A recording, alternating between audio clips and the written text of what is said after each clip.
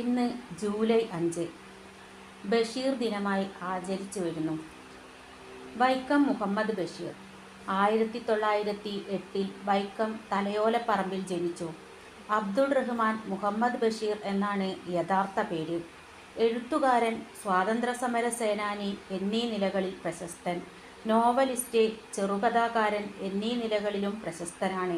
ഉപന്യാസങ്ങളും ഓർമ്മക്കുറിപ്പുകളും ഇദ്ദേഹത്തിൻ്റേതായിട്ടുണ്ട്. ബാല്യകാല സഖി, എൻ്റെ ഉപ്പാപ്പാക്കൊരാനുണ്ടാർന്ന്, പാത്തുമ്മായുടെ ആട് മുതലായവ ശ്രദ്ധേയമായ രചനകളാണ്.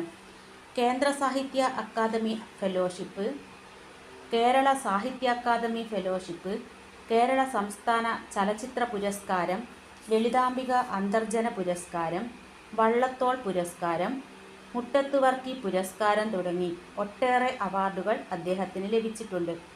ഫാബി എന്ന് വിളിക്കുന്ന ഫാത്തിമ ബഷീറാണ് ഇദ്ദേഹത്തിൻ്റെ പത്നി. 1994 ജൂലൈ 5 അന്തരിച്ചു.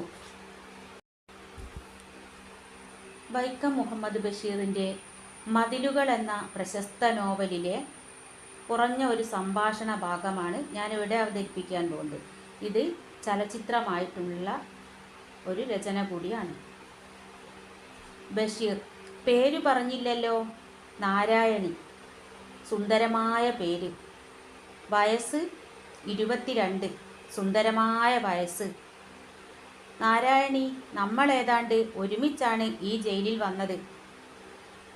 എനിക്കൊരു റോസാച്ചെടി തരുമോ? നാരായണി എങ്ങനെ അറിഞ്ഞു ഇവിടെ റോസാച്ചെടി ഉണ്ടെന്ന്?